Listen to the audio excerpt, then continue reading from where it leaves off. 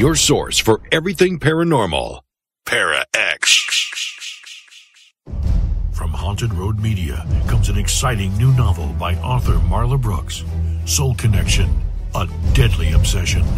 Two lost souls, ripped apart by murder in another century, find each other again in the present, only to discover that the murderer has followed them through time. Can their love save them, or will history repeat itself? Find out in this captivating new novel by Marla Brooks, Soul Connection, a deadly obsession. Available now on Amazon.com and at BarnesandNoble.com.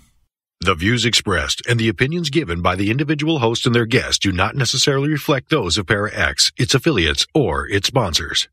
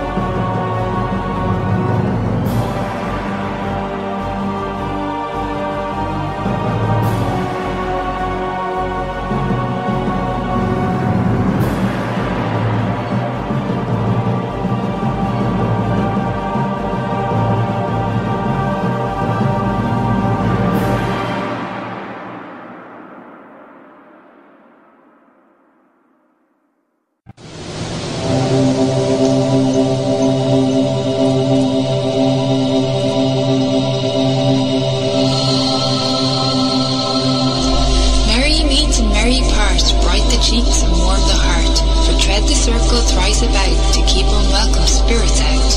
Bide within the law you must, in perfect love and perfect trust. Mind the threefold laws you should, 3 times bad and 3 times good. These 8 words the read fulfill, and ye harm none, do what ye will.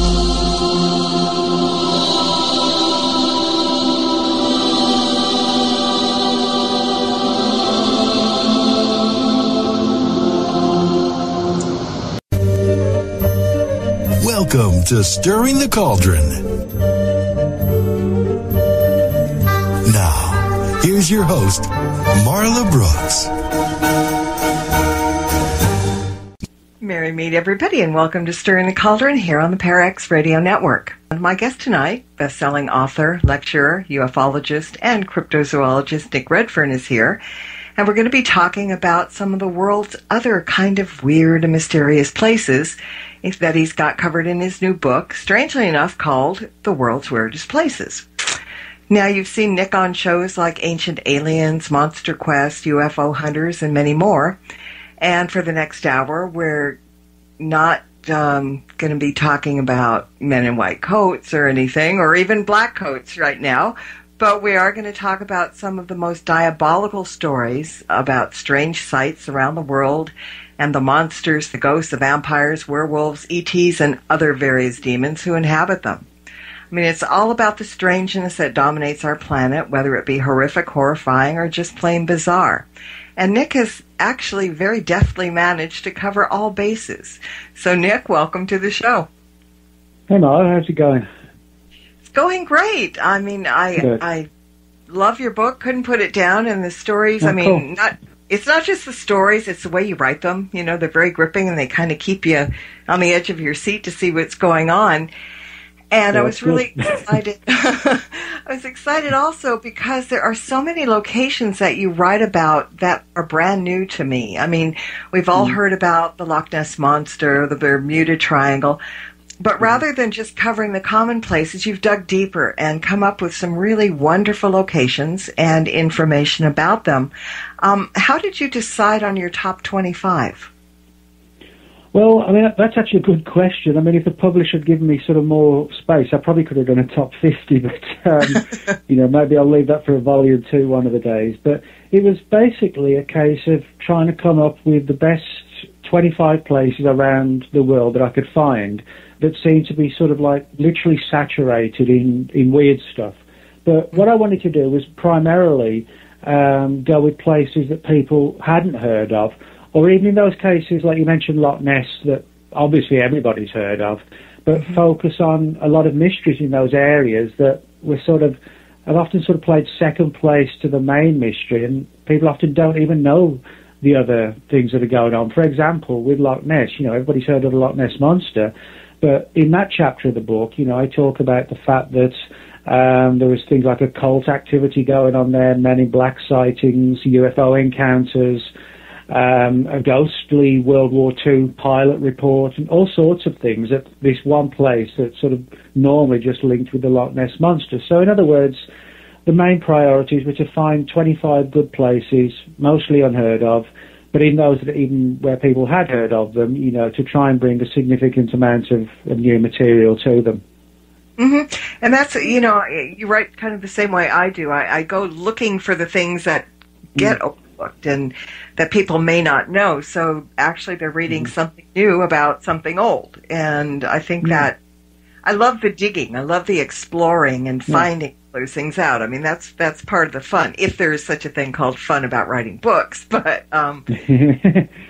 just investigating. Well, you're right. I mean, that's for me. I enjoy sort of the road trip angle of, you know, sort of hitting the road and investigating stuff. And that's why some of my books, you know, not this one, but some of them, I sort of write them in first-person road trip style. This one sort of more just, you know, account relating the cases and the stories. But yeah, for me, that's the fun part. You know, I guess a lot of people don't sort of see the other part, which, you know, I'm not complaining, but it's very different, you know, when you're sort of hunkered down in front of the laptop for like 4 months solid, just writing the book, you know, with sort of 8 to 5. That's what I tend to try and keep, sort of 8 to 5 hours Monday to Friday, so I can have a normal social life, at evenings and weekends. And but that when you have the exciting bit, then it's sort of you're constantly just banging on the keys for 8 hours a day, Monday to Friday, for 6 months or whatever. So.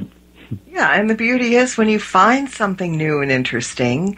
I mean, with me, I just light up. I think, oh wow, this is very. I get all excited about, So that really helps. It keeps us amused as well in the process. Well, that's right. Yeah, and I think for me, if I didn't have that sort of excitement and enthusiasm and passion, or lost it, I'd do something else, because it's like, what's the point?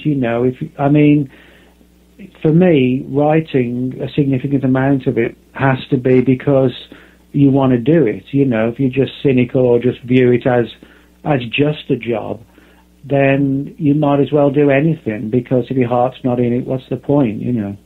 Exactly. Well, one of the locations in the book that fascinated me and kind of scared me at the same time is the Devil Gates Dam in Pasadena, California, which is literally a stone's throw from where I live.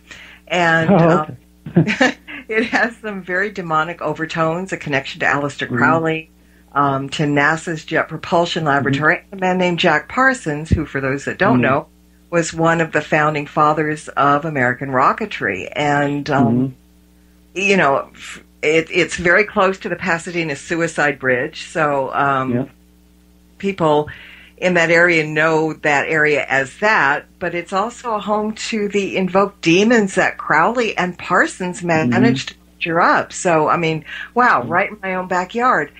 How did this all come? Let's talk about this a little bit, because I'm not going to drive by there anytime soon now. Well, this is sort of an interesting place, because, a lot of people assume that the world's weirdest places would be sort of remote mountain ranges or forests in the middle of nowhere, or mysterious lakes in some faraway land. Devil's Gate Dam is just outside Los Angeles. It's pretty much in the middle of Pasadena. But it's one of these places that, I guess, unless you really live there and know the history, even, people from the area don't know the entire aspects of the story. But basically, Devil's Gate Dam is sort of at the base of almost like a basin, sort of hidden in Pasadena, where when you find this huge dam in Pasadena, which basically supplies water to the people of the city, right behind it, there's sort of like this basin-type area, which you can sort of follow your way down this steep and dusty pathway, to where by the time you reach the bottom, from the surface, you're sort of maybe 200 feet down, and it's sort of populated by thick trees and sort of winding rivers and streams, and surrounded by hills. And it's because, it drops down so steeply and deeply, the attendant surrounding noise is cut to a minimum. So it's almost like a little hidden valley, is probably the best way to describe it, in Pasadena. And as you walk through it, you eventually reach the back of the dam, and this place that's called Devil's Gate Gorge. And Devil's Gate Gorge is like a rocky outcropping behind the dam, which looks like a side profile of a demon. I reproduce a picture of it in the book, and it looks like where you have like a horn and then a protruding forehead and eyes, nose and chin. So that's why it's got this devilish name attached to it. But what's interesting is that, as well as this rocky formation, its reputation, if you like, as an area of high strangeness isn't just provoked by this rocky outcrop. You mentioned Jack Parsons. Jack Parsons, as you rightly said as well, was arguably one of the fathers of American rocketry, and certainly without him, NASA itself wouldn't have developed in the way that it did. And to demonstrate how sort of revered that Parsons is even in NASA to this day, he actually has a crater named after him on the moon. It's not everybody who can claim that. But Parsons was really the driving force behind the Jet Propulsion Lab, which is the other side of Devil's Gate Dam. He also set up his own company, the Aerojet Corporation. And the Aerojet Corporation, this is long after his death, of course, made the solid rocket boosters for NASA's space shuttle aircraft. So in other words, he was someone with a very good, solid background in rocketry that, his reputation continued for years. But he was also a very keen disciple of the great occultist Aleister Crowley. And Parsons did all sorts of weird invocations out at Devil's Gate Dam, actually, for the most part, to try and successfully ensure, rocket tests and flights that would proceed properly and without any problems or accidents, etc. So it was a kind of a case of doing these invocations to ensure everything went well.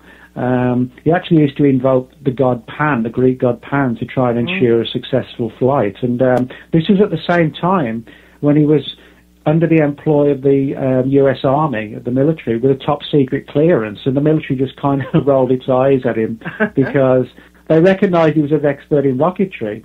But they took the view that, well, whatever he does in his free time is his business. And that was everything from, invoking sort of strange entities from faraway worlds and wild orgies in Pasadena, and you name it, he got up to it, And so in that sense, he was sort of a very intriguing character, an alternative one, but somebody who the military recognized as it was important to get on board.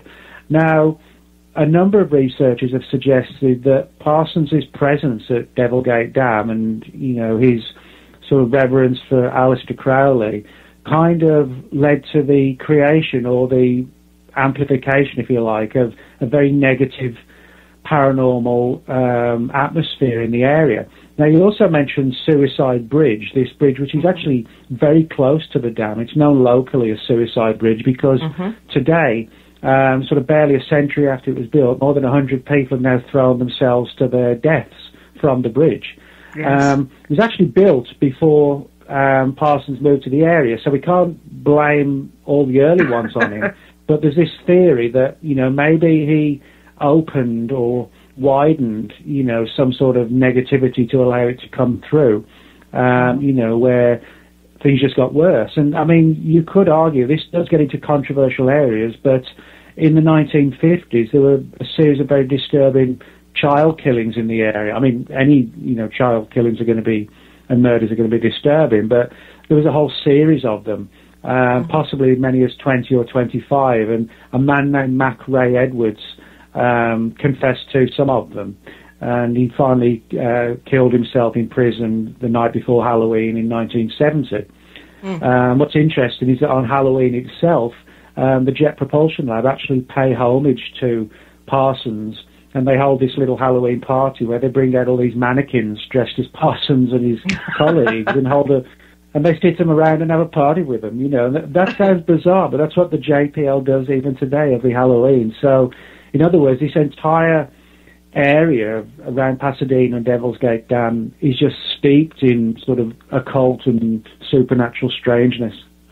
Yeah, and it's one place that you don't hear about too much. Like I know, obviously, about Suicide Bridge, but never knew there was a dam there, nor the history of that dam and the things that are going around it. So that's quite very fascinating. Strange. Yeah, very strange indeed.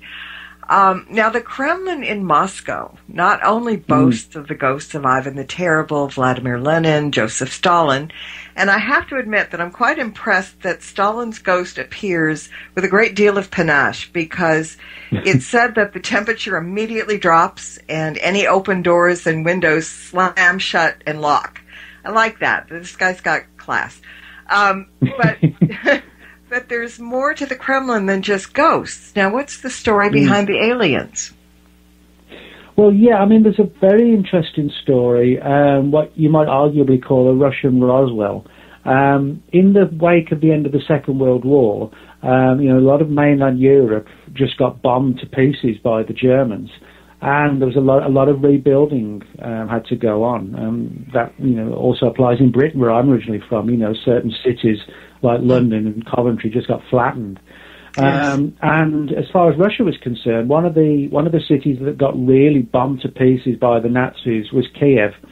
And there's a long-standing story about when workmen were rebuilding Kiev and sort of digging underground, to try and determine if the old buildings were still safe or the foundations were still solid, etc.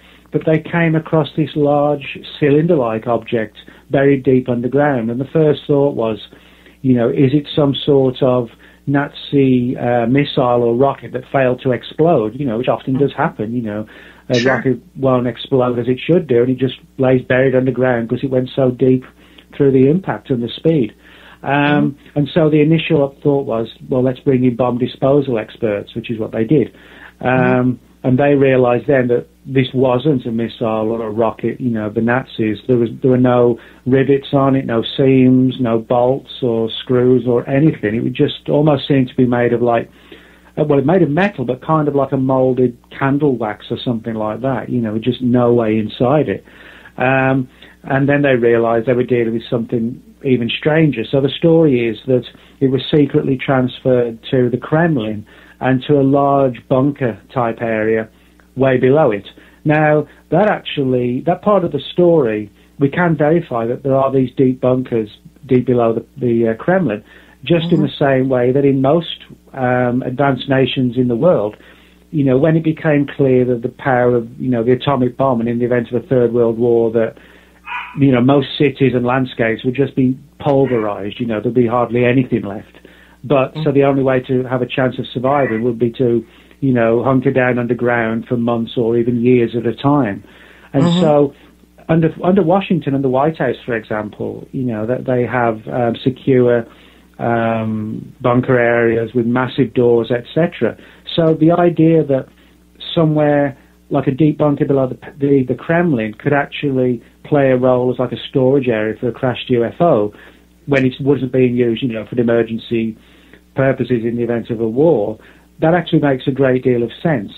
And of course, the big problem is, of course, we don't have that much from that period coming out of Russia. Things have eased since the fall of the Soviet Union in 1990, but back then we've only got fragments of the story, but several people have confirmed it from their own different perspectives. So, when you get different people adding different parts to it, that actually sort of adds to the credibility. So I think something was found. The big question today, of course, is it still under the Kremlin? Some people suggest it is, others have suggested it was taken to a more secret place dealing with Russian rocket research. We just don't know, but one of the big themes is that it was held underneath the Kremlin for some time. So. Well, do you find that many of the stories about ghosts and creatures such as Bigfoot similarly have tie-ins to extraterrestrials, and do you think there's a connection? Well, I do think there's a connection in the sense that why I believe a lot of these places are so weird, where they seem to, like with Jack Parsons and Devil's Gate Dam and Loch Ness with so many different things going on, I think there's a good argument for saying that these places act as John Keel called them, window areas or portals, where possibly they allow for sort of doorways or rifts to exist between dimensions. Now, things like quantum physics today are permitting for the existence of things like multi-dimensions that may coexist with ours, and if you know the way to sort of jump from one to the other, almost like changing the frequency on a radio from one station to another. There are all these stations going on at one time, but you can only be tuned into one at any given moment. It's kind of like that. And so I think that the connection is that possibly there are portals or doorways in this area that some of these stranger entities, they can access our realm, if you like, from theirs in a fashion where they know how to do it. With us, I think it just occurs occasionally at random and maybe through natural means of physics and science that we don't understand yet, but maybe some of these creatures can do it at will, and that's why they're able to sort of jump in and out so quickly and have this kind of here 1 minute, gone the next kind of attitude, if you like. Yeah, and it's interesting that you say that, because I was watching a show on TV last night that came to the conclusion that Bigfoots, or big feet, plural, are alien in nature because many people have seen them and then watched them completely vanish right before their eyes. Yeah. Yeah, I'm not sure I would call them alien in the sense of extraterrestrial, but I call a lot of these things alien in the sense that they're not from here. They're not natives. But I think, something that would be extra-dimensional, by definition, is not extraterrestrial, but it is alien in the sense that it's not from here. So I think that's an important point to make. And I think, you know, we look at a lot of these weird animals and assume that, you know, they look savage and primitive, so they're stupid. I actually think they're highly mentally and spiritually evolved, and that may explain a lot of their elusiveness and possibly relying on mind power that, you know, we don't possess or have lost, you know, over thousands or tens of thousands of years as we become more reliant on regular technology, if you like, rather than more sort of spiritual side of the mind. Mm-hmm. Yeah, and I always tend to go that route first before the scientific and everything else. But you know, it's all part and parcel of being a witch. Well, it's like instinct. You know, it's kind of like instinct that nobody really knows why instinct works, but it does. But today, you know, it's like, oh well, I'm not going to rely on instinct. I'm going to use, you know, the car navigator or whatever, and then you end up going the wrong way. If you'd used your instinct, you'd gone the right way. You know. I think it's always important to trust your gut. You know, bottom line. Exactly. You know, we are at the best tools that we have for that was ever made. Now, I've been to Guadalajara, Mexico on vacation, but had I known of the cemetery Panteón de Belén, I would have definitely made a detour off the beaten tourist path and had a visit. Because, I mean, talk about a myriad of creatures and sightings. There are ghosts, vampires, ghouls, shrieking nuns, a child-eating beast, and even Mothman, not to mention the Black Hound and stuff. In reading this story, I mean, there was some talk about in the beginning that maybe this was just mass hysteria. But it sounds like if this is mass hysteria, I mean, it's gone wild. So what do you think about all this at that particular cemetery? Well, yeah, I mean, Panteón de Belén, a very interesting place. I mean, as you pointed out, it's a cemetery in Guadalajara, Mexico, and it's built in the late 1840s. It actually closed its doors just before the end of the 19th century, so it was only in use as a cemetery for about 50 years. But it's wide open to the public now because it's very large and sort of picturesque place, and it has this reputation of being a very weird and haunted location. But what's interesting is that, you know, most cemeteries, you know, have a ghost or two attached to them. Panteón de Belén has numerous weird stories going for it. And some of them, you know, aren't even ghostly. They're more sort of monstrous. There are a number of stories about how supposedly back in the 1800s, a local well-known beggar who lived on the streets was basically killed by a drunken gang one night and was buried in the cemetery, and then his ghost was seen roaming around in the immediate days afterwards.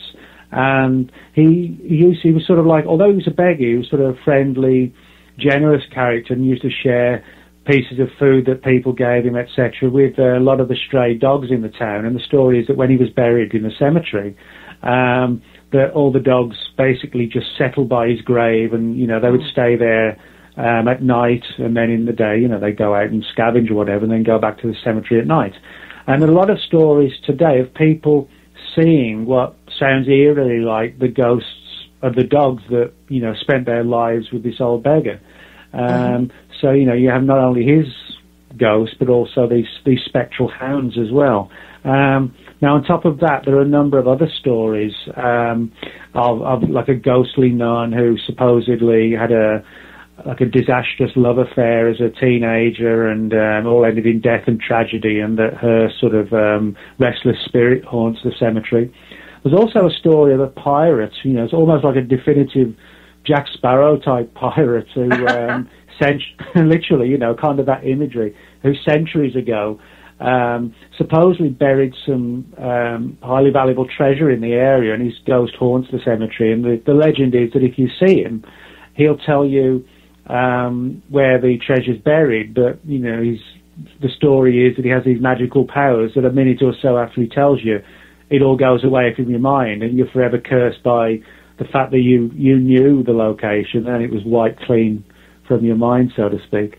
But there's also a lot of stranger stories, a very weird tale of vampire attacks in the area, of people being attacked and drained of blood, and, you know, by a literal Count Dracula type figure almost, you know, sort of this shadowy, dark character that would lurk in the old alleyways and, winding streets late at night, and then attack bypasses going by the cemetery.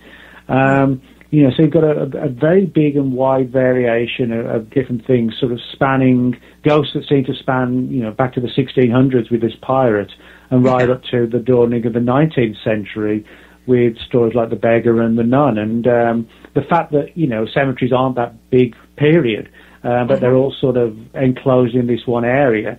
Again, that's one of the reasons why it's become so legendary, because there's so much going on in one sort of small, clearly delineated place, if you like. Yeah, and to think, when I was in Guadalajara, the highlight of my visit was going to the open marketplace where one vendor was selling teeth.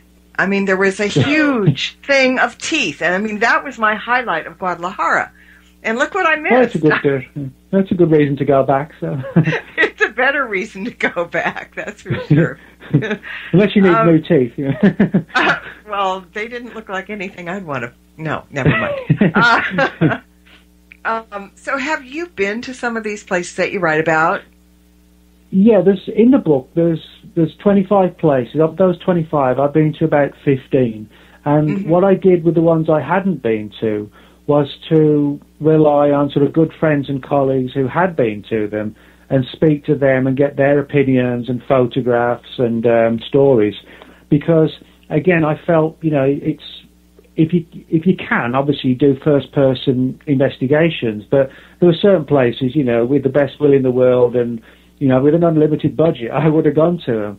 But, there was no way I could jet off to Russia and South America and then Australia, it would just break the bank, very quickly.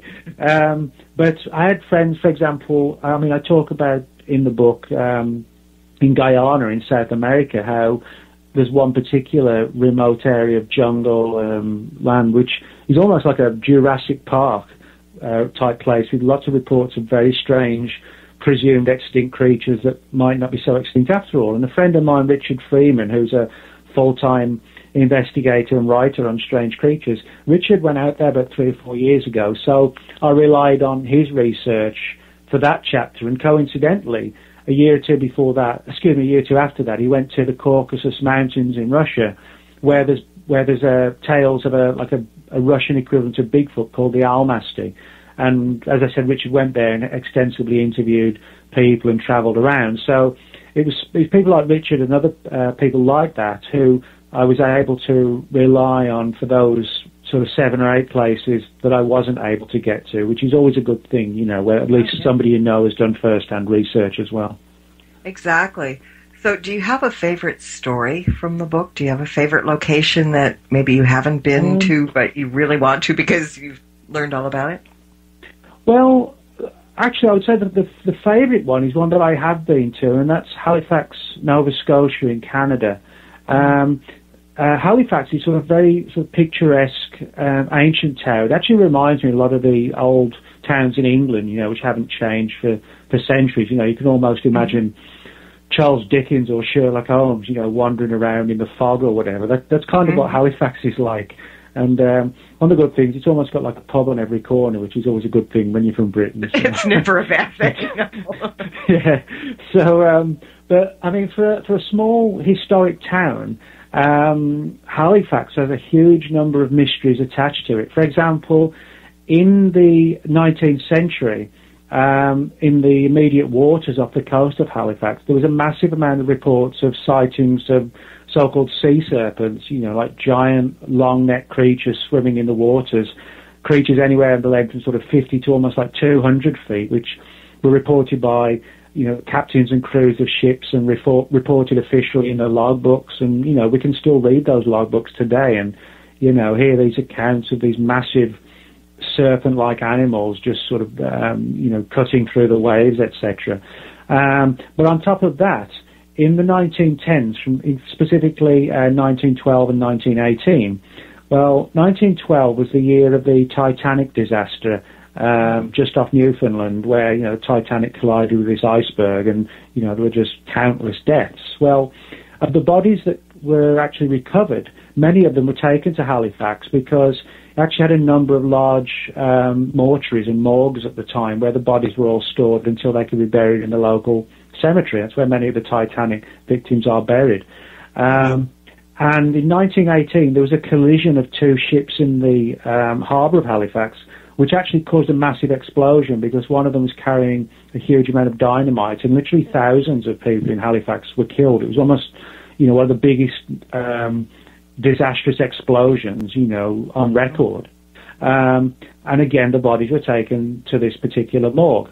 Today, that morgue still exists, but it's a restaurant called the Five Fishermen, and there have been countless reports of ghostly activity both inside the Five Fishermen by customers and staff and in the immediate surroundings. And on top of that, there's been a great deal of UFO activity in Halifax and over Halifax. And I've included one story in the book about how an official report had been prepared by the local police when even the police's own personnel had UFO encounters over Halifax, seeing strange lights and objects. So for such a small town, it's had sea serpent sightings, ghostly reports from two separate seafaring disasters, and UFO encounters as well. So that, for me, is, having gone there as well, sort of one of my probably all-time favourite expeditions, if you like.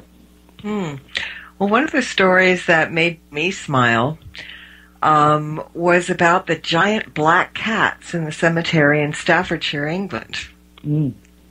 Yeah, now that's really familiar for a witch, right? A giant black cat. Yeah, that one was an easy one to write. The reason being that this area of forest called the Cannock Chase is situated literally only about a 10-minute journey from the little village that I grew up in as a kid in England. There's a village called Pelsall. And Pelsall's a very old village. In 1994, it actually celebrated its 1,000th anniversary. Oh, It was wow. actually first created in 994. And the Cannock Chase Woods is this large area of forest land which is dominated by a massive amount of weird activity, everything from UFO encounters, Bigfoot-type reports, there's a UFO crash story, not unlike the Roswell legend, but this one from 1964. But deep within the Cannock Chase itself is a cemetery. Interestingly enough, we've already talked about the one in Mexico, Panteon de Belen. But this particular cemetery on the Cannock Chase is called the German Cemetery. And the reason it's called that is because during the Second World War, when the Nazis were flying bombing missions over Britain, and if they were shot down, by sort of anti-aircraft guns, etc., from the British mainland, if they crashed in the UK and the pilots and crew were recovered alive, they were taken to prisoner of war camps in Britain. And if they died while they were still in Britain during the war, they were all buried, and the bodies were ultimately taken to this place called the German Cemetery. And, of course, today the war's long over, so the German government agreed to sort of help finance this cemetery and keep the upkeep of it. And it's, everybody's kind of friends now, and it's sort of, it's a cemetery for the German soldiers who died in the UK. But that particular cemetery, again, is sort of packed with weird stories.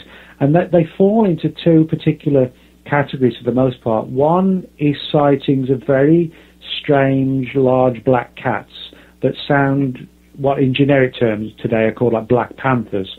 They're basically, if you look at the real version, they're called melanistic big cats. That's to say they lack pigment so that in their skin, so that their fur is completely black. But these cats that are reported in Britain are very weird because there are no sort of indigenous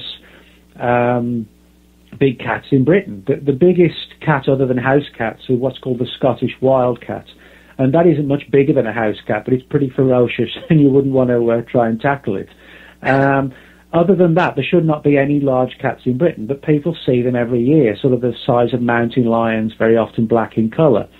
Now, a number of people suggest, they're circus escapees or they've escaped from private zoos and people don't want to tell the police or the authorities in case they get into trouble. And some of them may well fall into that category. But there are a lot of reports where they seem more supernatural, where they sort of again, flitted in and out of reality and vanished, and they're always seen at the same places like stone circles, ancient burial mounds, cemeteries, you know, as if there's something weird about them. But what was even stranger was that in 2007, there was a spate of sightings of a very, very strange creature throughout the cemetery, and it actually made not just the local press, but the national press, where people were reporting seeing what looked like a gigantic wolf striding through not just the cemetery itself, but the massive amounts of very thick trees that make up the Cannock Chase forest that surround the cemetery. Now, people might think that it's not so strange to see a wolf in Britain, but a lot of people don't realise that the last wild wolf was actually made extinct in Britain. Estimates suggest in the 1700s. There actually hasn't been, or there shouldn't have been, any wild wolves in Britain after that point, although people claim to have no sort of surviving pockets of wolves, which probably is true.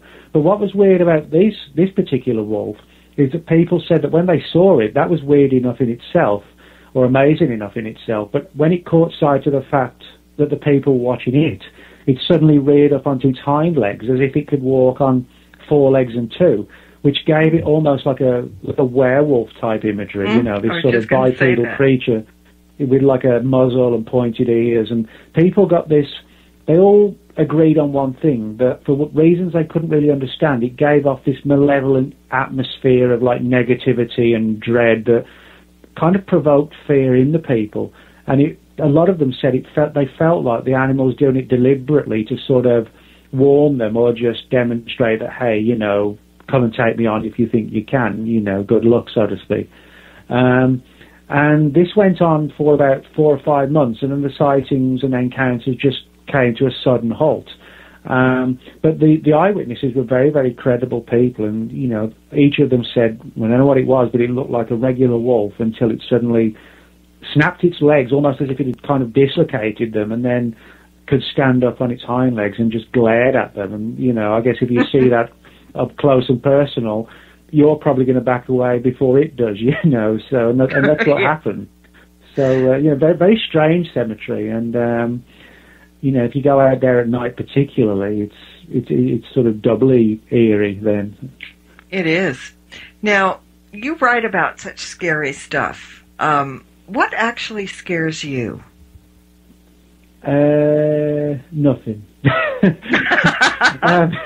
No, I mean, joking aside, I mean, when I go on these investigations, you know, I go, and so if things happen, you know, you come across, you know, big footprints, like Bigfoot-type footprints, or you hear strange howlings in the woods, I kind of get more energized and adrenalized, you know, rather than look at it from a negative, bleak perspective. I'm like, well, you know, we're getting close, that kind of thing. So, you know, for me, I guess it depends on the situation. You know, if you come face to face with an 8-foot-tall werewolf with glowing red eyes 3 feet in front of you, that's a different situation. But, you know, for the sort of things I've done where, you know, yes, I've had some weird experiences, but I've not sort of, you know, been confronted by something strange sort of 2 feet in front of me. For me, it is more of, it's the excitement, and it pushes me on further. You know, that for me is the important thing. I guess some of the things that scare me are nutty politicians. That's probably the worst thing. Yeah, the real world's much scarier than... Yeah, some of the things in the real world are far scarier than, you know, Bigfoot or werewolves. Speaking of Bigfoots and werewolves, Bigfoots, I don't know, plural, Bigfoot, never mind. You write about sea serpents, you write about Bigfoot, Mothman, dragon, a slew of other creatures. As a cryptozoologist who studied numerous cases, are you convinced that these creatures actually do exist? Well, yes, I'm absolutely 100% convinced they do exist, but I'm not 100% convinced they're just unknown animals that science hasn't found yet. I think there's a lot of weird aspects to many of these stories. Again, you know, they're sort of flitting in and out of reality and, you know, being seen in areas where there's simply just not enough food, where attempts have been made time and time again to try and shoot them, you know, but bullets never have any effect. They're often seen in the same locations as other paranormal phenomena.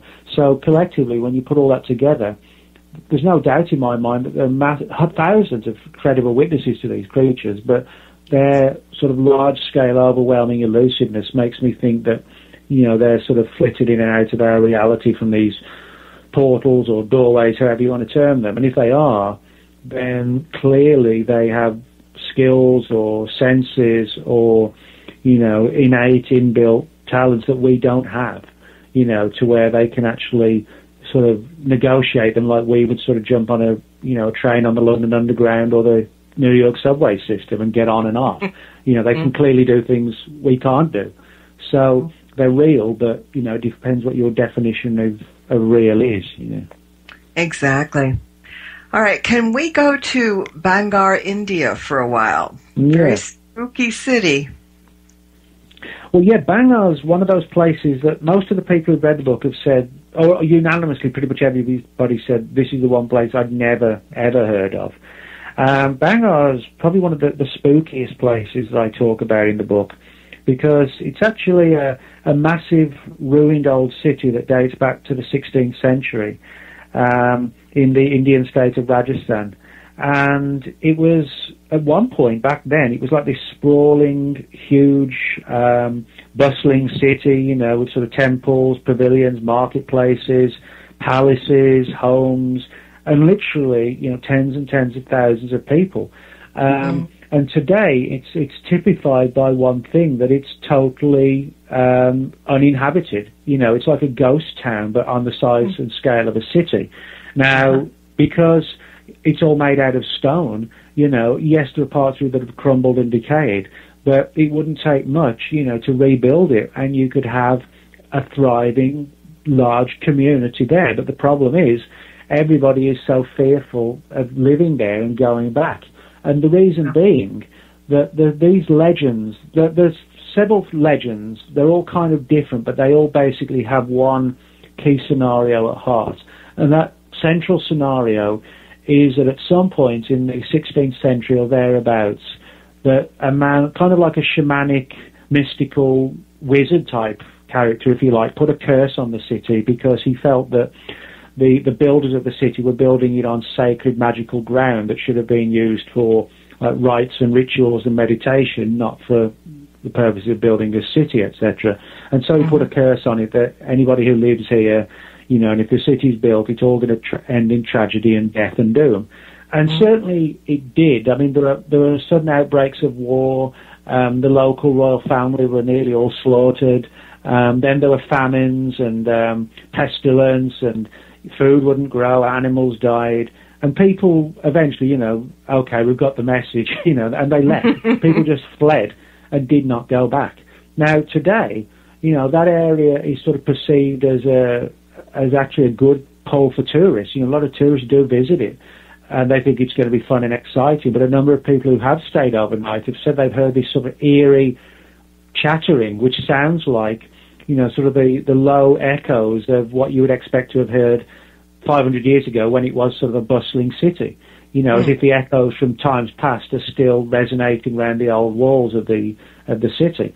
And people get sort of very disturbed by this. And so, again, that's one of the reasons why nobody's really gone back. And you can find pictures of it on the internet, today, these massive walls just overgrown with vines. And, it looks like a lost city out of like a Tarzan movie or something like that, Wow. But it's actually, there's no reason today nobody could not live there. It's just everybody and his brother chooses not to. Wow, that's kind of amazing. I think we've got time for one more story. We're talking about England, and the Rendlesham Forest in Suffolk has its share of scary creatures like devil dogs, Bigfoot creatures known as the Shung monkey. But in 1980, it was also the site of one of Britain's most infamous UFO encounters, was it not?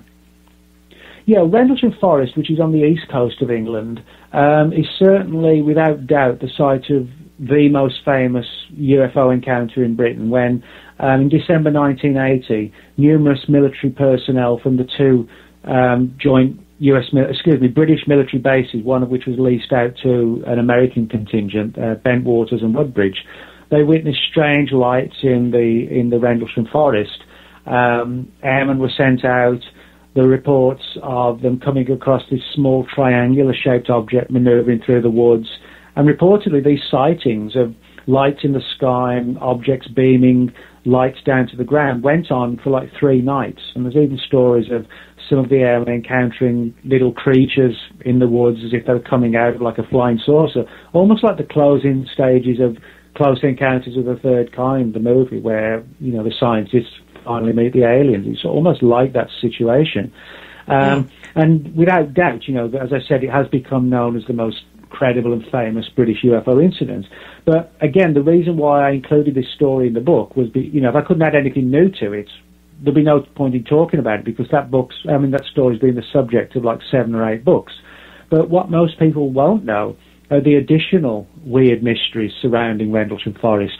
One of them, as you said, relates to this Bigfoot-type creature known as the shug monkey, which is S-H-U-G. Now, shug is derived from an Old English word, skucka, S-C-U-C-C-A, which was an Old English term meaning demon. So basically it means demon monkey. And this creature is described as like a large chimpanzee that has been reported in the vicinity where Rendlesham Forest is to this day, going back about 300 years. And it was reportedly, as I said, like a monkey-like animal with these glowing red eyes. Though interestingly enough, there have also been reports of these large black cats in Rendlesham Forest, and also what have become known in Britain as phantom black dogs. They're almost like a Grim Reaper type creature that if you see them, it's supposed to be like an ominous precursor for death and tragedy. And Sir Arthur Conan Doyle, who wrote the Sherlock Holmes novels, when he wrote The Hound of the Baskervilles, he was actually inspired by these pre-existing legends of these hellhounds to write the novel. That's where he got the idea from. So you have that. And what's really ironic is that skeptics to the UFO encounter in 1980 say that the men were simply confused by the lights from a nearby lighthouse from a little town called Orford. Well, what's really ironic is that in the 1100s there was a story from Orford about a hairy wild man that was supposedly captured in the area and held prison in the local Orford Castle, which is now pretty much in ruins.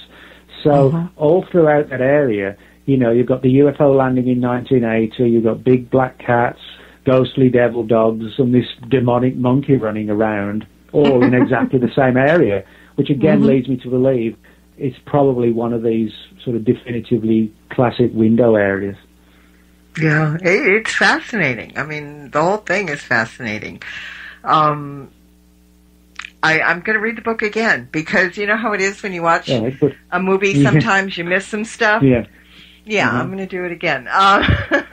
But our time is rapidly running out, so I really want to thank you for joining me tonight. But before we go, it would be nice if you could tell people where they could find the book, where they can find out more about you, all that good stuff. Okay.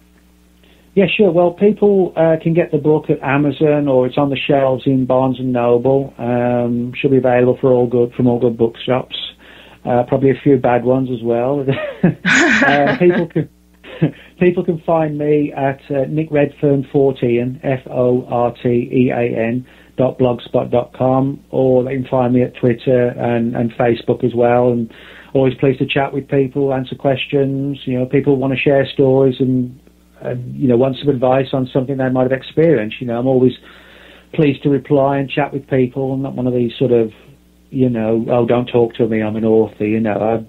I like to sort of, I like to hang out with people and, you know, share stories and whatever. So, yeah, just contact me with whichever, you know, they feels easiest. So. Well, you're easily found, and it was such a pleasure having you on tonight. I'd really like to invite you back at some point. You have a whole library of books that we can talk about. We don't want to go too much more into this book because then we'll give it all away. But if you can find some time down the line, we'll get in touch and we'll have you back. Yeah, just give me a call or find me an email, and I'll be pleased to come back on. That sounds great. And I know for sure that there's going to be a few people sleeping with the lights on tonight after listening to this show. And that kind of makes me smile in a way, in a kind of a wicked way. Look out for werewolves. Yeah. Look out for werewolves. Yeah, look under the bed for werewolves and all kinds of good things. Yeah. All right. Well, again, thank you so much, Nick. And I want to thank everybody for listening in as well, as usual. And please join us next time. And blessed be. Merry meet again, and good night. This has been another edition of Stirring the Cauldron with Marla Brooks. Be sure to tune in next week at the same time for another great guest and more fun. Any rebroadcast or other use of this program without permission is strictly prohibited. Copyright 2009.